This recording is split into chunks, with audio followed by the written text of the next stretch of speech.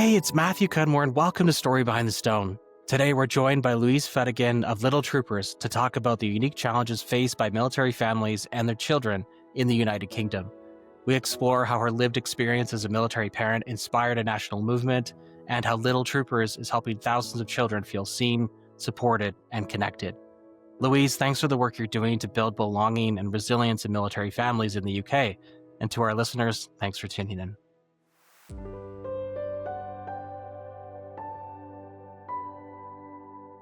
Well, welcome to Story Behind the Stone, a show where we talk service, sacrifice, and story, connecting you to veterans' causes and commemoration, the people changing the way the world remembers and supports our veterans. My name is Matthew Cudmore. I'm so pleased to welcome to the show today Louise Fetigan, founder of Little Troopers in the United Kingdom. Louise, thank you so much for coming on the show today. Thank you for having me. Louise, would love to just get started with what inspired you to get started with Little Troopers, and a little bit about your service and your family's service, and really what a military child's upbringing looks like. Little Troopers is 15 years old this year. It's a military children's charity. We support children with one or both parents serving in the British Armed Forces, regular or reserve. So yeah, I guess kind of rewind. I joined the military when I was a teenager. I met my husband. We had our daughter, and then we suddenly had a 7-year-old. It was a tough time. She's 22 now. So going back to when she was 7, my husband was backwards and forwards from sort of Iraq and Afghanistan, multiple times, back to back. It was really difficult over there at that time. And she was really, really struggling. And I just knew that she needed some specific support, and it just didn't seem to exist here. I found lots of sort of initiatives and things happening in America, and there was nothing here. And I remember actually we went to America, we were in Disneyland, Florida, and my husband was meant to be with us, and he couldn't because he had to go to Afghanistan. And we were at SeaWorld, and they just asked everyone to stand up who was military or who had someone deployed at the moment. And my daughter stood up, and she just got really upset because suddenly she felt seen and recognized, and that was sort of validated for her. And I just thought I just had this swell of passion that she deserved better, that she hadn't joined the military. Me and my husband had both chosen to serve our country, but she hadn't made that choice, yet she was really feeling it, and it was really difficult, and nobody would help her. Every charity that I went to over here was kind of like, yeah, she's a military child, she's kind of got to suck it up.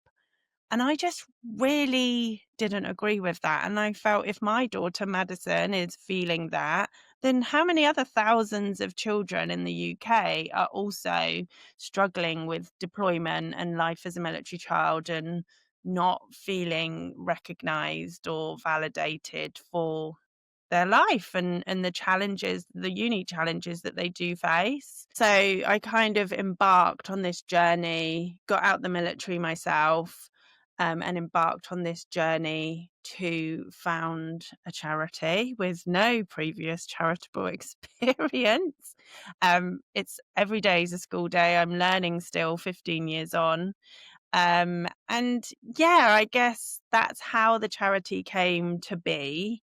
There's about over 100,000 military children, and on average now, 15 years on, we're supporting about 25 to 27,000 of those every year. So that's how Little Troopers came to be and was born, I suppose. It's a massive impact that you're having with Little Troopers in the United Kingdom. Can you share a little bit more about the programs that you're running and kind of what's on the horizon for you? So as a charity, it's really important for me that military children at every stage of their childhood get support for those unique challenges. So primarily we're supporting deployment, separation, whether that's an exercise or a course, or, whether it's 9 months away on a naval ship, whether it's, away with any, we're tri-service, so we support British Army, Royal Naval and Royal Air Force, and we try to help them through every stage from 0 to 18. So predominantly our work is split into 3 strands.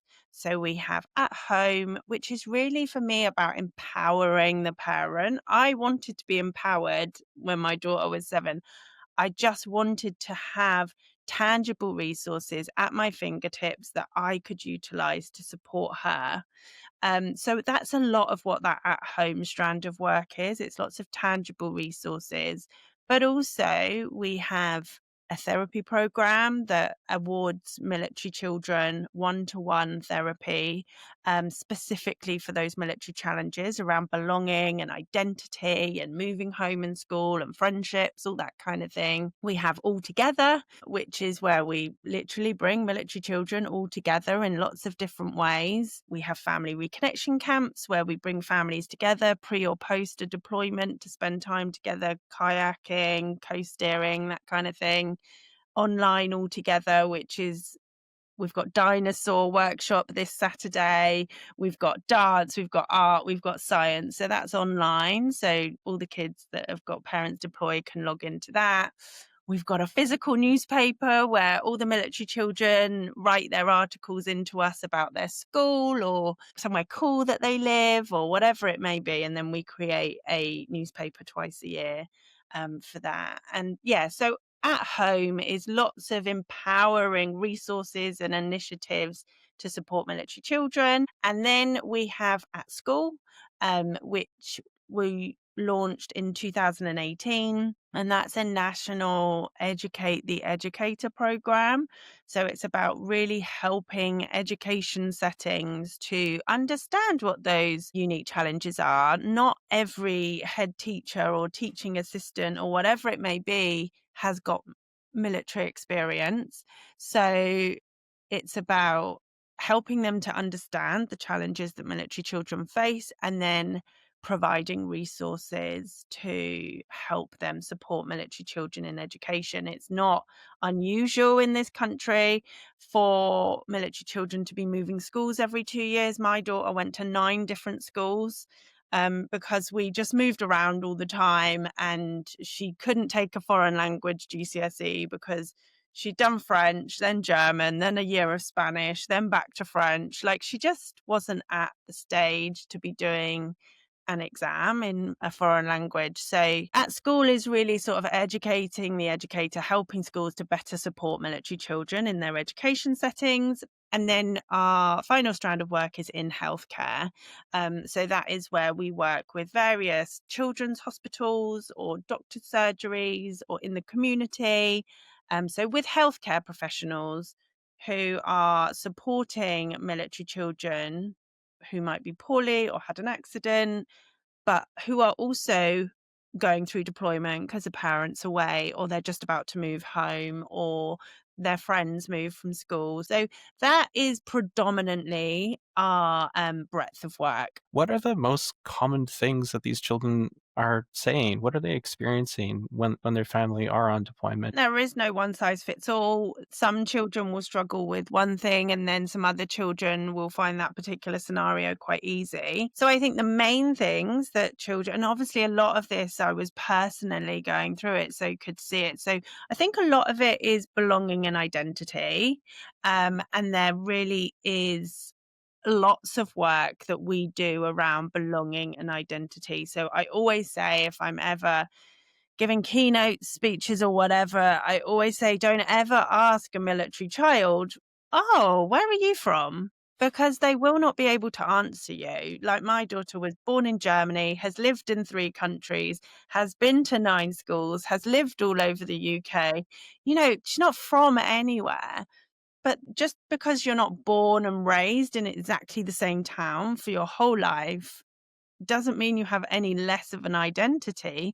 It just means you're gaining identity from different areas. And we have lots of activities about the patchwork of military life and making your patchwork and bringing your whole kind of military child journey into one place to really kind of give you that sense of belonging and identity. And a lot of the kids that we support really identify with being a little trooper. That's really important. And over the last 15 years, we've really seen that. So I think belonging identity is really one of them. And it's about being happy to identify as a military child and, that patchwork of childhood that brings you to become a great young person. Obviously, deployment is difficult and a lack of communication can be really difficult. I think people think it's 2025, everyone's FaceTiming and it's so easy to stay connected. But, we all know with the military, that's just not the case. So a lot of children, if a parent's on a submarine, for example, there's just no communication at all, and that's difficult. And so we really invest time and energy into helping children to stay connected, even when separated by miles, because they might have to go long periods of time without speaking to a parent, without sharing those little things with that parent. Moving home and school obviously is the third one that we support the most in, those friendships coming and going, and we have lots of resources and initiatives to help enable maintain friendships even if children move. So I think that's it. Belonging identity, lack of communication when deployed, and keeping that parental and child connection, and then maintaining friendships, and even though moving home and school, nurturing that. I can only imagine how many lives you've impacted. Was there a moment early on where you felt I'm on the right path, I'm doing the right thing here? So I would say the last 18 months have been the most amazing for the charity. And I was thinking just this week, I think it was, that I was like, blimey, this has been a really long slog. I can't put my hand on my heart and say that I cracked it until probably this year. And that's 15 years.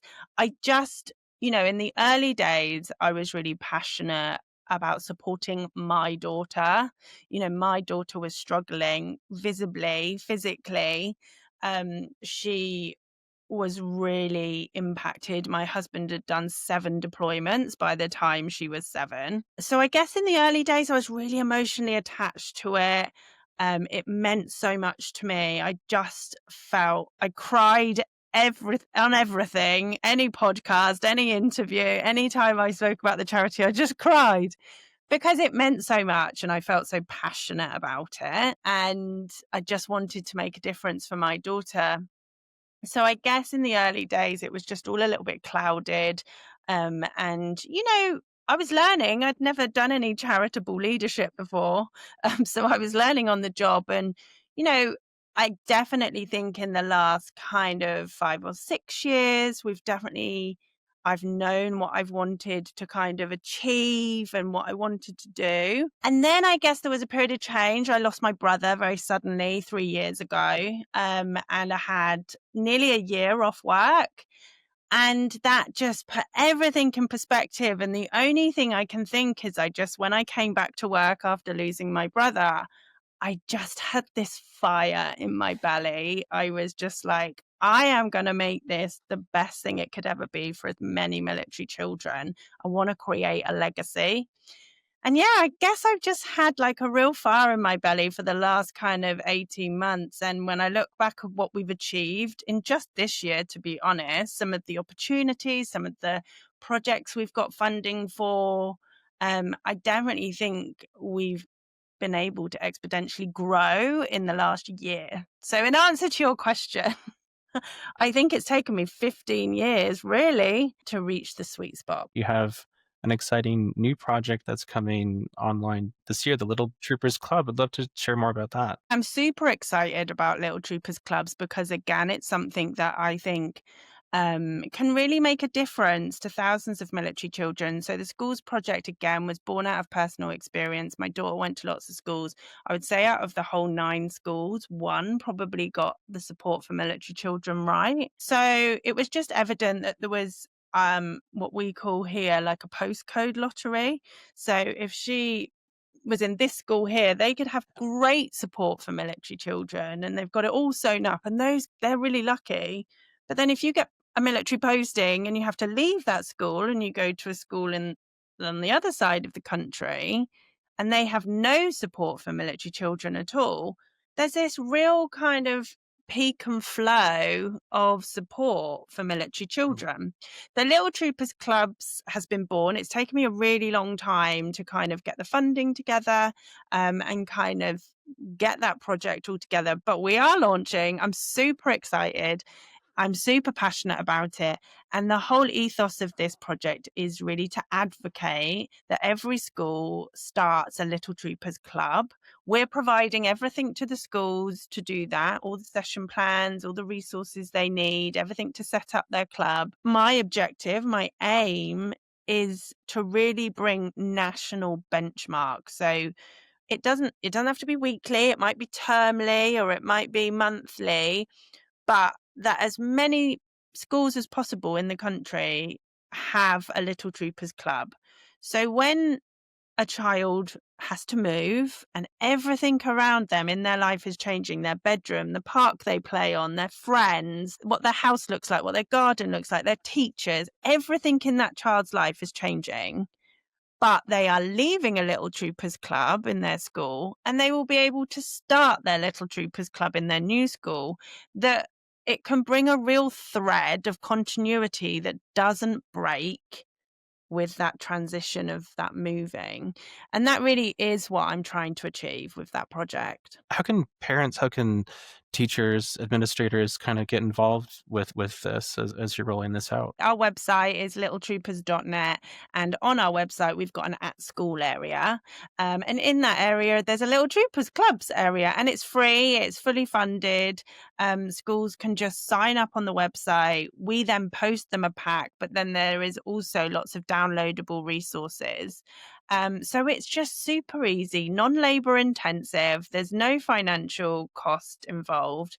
It does just need a bit of love, a bit of passion, a bit of drive for change for those military children in those education settings, and for someone to kind of own that they will start the club and run it every couple of months to give that safe space to those military children. What are your goals with the club? It's belonging, it's the identity. Are there kind of targets you're trying to hit as well? So belonging, identity, having somewhere specific to share if they've got a parent deployed at that time, that they know that in that hour they can go to that teacher with their military child life and it's understood and it's heard and it's validated. I think also to be with others that are in a similar situation. We often hear that, you know, in a class there might be 5 military children, but none of them know that they're all military children. So I think having that dedicated club in school, inviting those military children, bringing them all together, identifies those children to each other. So even outside of the club, maybe in the playground or whatever it may be, oh, is your dad okay? Has he come back now? Or are you moving soon? Or, you know, do you want to hang out at the military base event or whatever it is? But just identifying those kids to each other to bring that shared, understood, shared experience. When I think about this program launching, I think about your daughter. What is she saying to you about the impact that you're having across so many lives across the country? She's my biggest cheerleader. So my daughter is now 22. Um, and she is a nurse. So she went to university and studied nursing, graduated last year. So she's been a nurse in a hospital over here for a year now and doesn't live at home anymore. And I think she's seen the whole journey. And part of it, I have always said I have a slight guilt because she would go through a scenario and I'd be like, we need a project for that. So I'd create the project. By that point, she's out of that situation. So she sort of never actually directly gained support for any of the, you know, the therapy program was born because that would have been really useful. But obviously, she never got to utilize that program and the schools program. So she never. So I do always think it's a shame because I created it because of her, but she's actually never really managed to benefit from any of the programs because she's kind of moved on before I've managed to launch it. But yeah, she's super proud, and she's proud of both me and, you know, my husband has recently left the forces after 24 years. All she ever knew was having 2 parents that had been in the military and living a military life. And I think she's always my biggest cheerleader. She's always super supportive. Recently in September, we climbed Mount Snowdon in Wales, and she came along and supported. So yeah, I love having a part of the Little Troopers family. And although she does now So obviously she used to, when she was little, she'd have to like do the interviews with me or have the photos and all that kind of thing. But she did get to an age where she was like, I'm done. Like, no more Little Troopers photos or interviews. I don't want to be in magazines or on the radio or anything anymore. 15 years ago, when you were just getting started, what kind of advice would you give yourself 15 years ago? I think I would say to Louise 15 years ago, stick it out. It's going to be okay. Stay in your own lane. Don't listen to all the outside noise. Don't listen to everyone that's telling you this is a ridiculous idea and it's not needed. And, um, just to stick it out and stay true to your gut instinct and believe in yourself. I think there's been so many times over the years where people have thought I'm absolutely crazy, that this is such a labor of love. And I hope I've proved everybody wrong. Now we're here. But yeah, I could have really done with like a reassuring hug 15 years ago that stick with it, stay in your lane. This is going to make you feel really fulfilled as a human being, which it does and has and continues to. Do you get a chance to talk to many of the parents, and what are they saying about the programs? I do, and it's the best. It really is the best. So just this weekend, just gone, we ran one of our family reconnection weekends. So that's where we bring families together, again, fully funded, and we go to different areas in the country and we bring those families who have just been deployed, like been separated by deployment, or they've got a deployment coming up. And we do kayaking and co-steering and all those kind of things for a weekend. No screens, just, connection. Anyway, at the weekend just gone, a mum come up to me and she gave me a big hug and she went, "You will never know the impact this has had on my family." She said, "My husband's deploying for 6 months next week. He's away for Christmas. He's not going to be back till April." And to just sit back and watch him and my children, our children, together, bonding and connecting. She said, "You have no idea what you've done for my family." And I've always said, if we're running an event and families are going to be there, I will be there. And the second I can't go to every event and meet every child and every family, then we've got too big. It is getting slightly crazy that I rarely have any spare days in my diary, but that's what makes the fire in my belly. I gave that mum the biggest hug back and I said, that means so much. I said, my work here is done.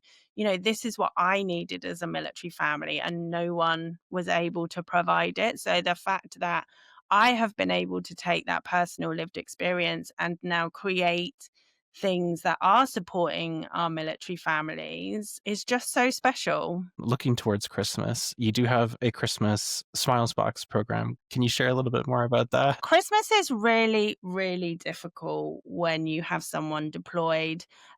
My husband has done various Christmases where we're separated. I remember one, I was the worst mom. I didn't want to put the Christmas tree up. I was like, no, Christmas isn't happening, which was so awful for my daughter. I think eventually she managed to persuade me to put the Christmas tree up, and we kind of did have a Christmas dinner, the two of us, because often you don't live anywhere near your family, all the rest of it. So Christmas can look pretty bleak when you've got someone away from home. There's no guarantee they're going to be able to call on that day. It's just hard. It brings a really difficult layer. A good few years ago now, we created a project called Christmas Smiles, which does what it says on the tin. And it's just a big hug to those families, really. So we do lots of things under Christmas Smiles. We work with a cinema company over here and in lots of different towns at the same day. At the same time, we show a Christmas film. We love a pantomime over here. So everyone gets pantomime tickets and we have lots of giveaways. But the most special thing, so 3 years ago, I was like, I want to create a box of stuff. So We did, and this will be our 3rd year of doing it. So it's called Little Troopers Christmas Smiles boxes, and we pack 2,500 boxes in one day. So we get loads of people to volunteer, and we have like a conveyor belt around a room. We pack all 2,500 boxes in November, and then they all get distributed to military children across the country who will have a parent deployed over Christmas. And those boxes have books, resources to help them through the deployment, some postcards they can colour and maybe write to their parent and send them in the post. It's got some cross down charts so they can counsel when mummy or daddy are coming home. Obviously, it's got some really cute Christmas bits in there as well.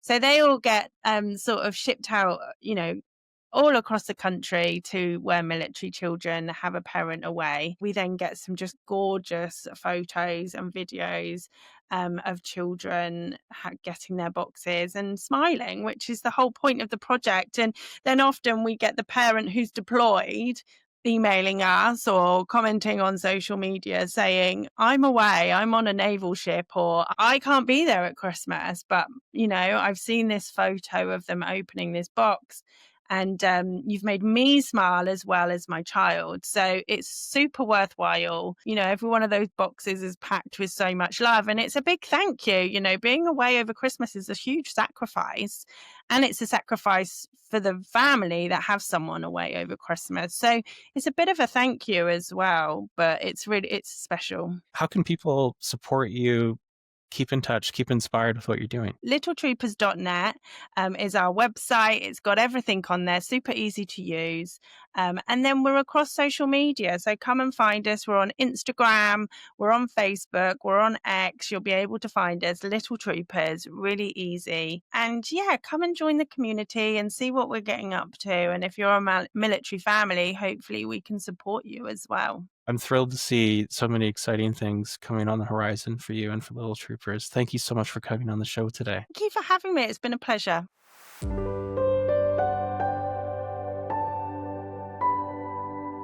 Thanks so much for tuning in. Story Behind the Stone is available on Apple Podcasts, on Spotify, and on the Wreaths Across America radio network, on iHeartRadio, Audacity, and TuneIn. Just search for Wreath. We air every Thursday at 10 a.m. Eastern on the Wreaths Across Radio Network. Thank you for tuning in.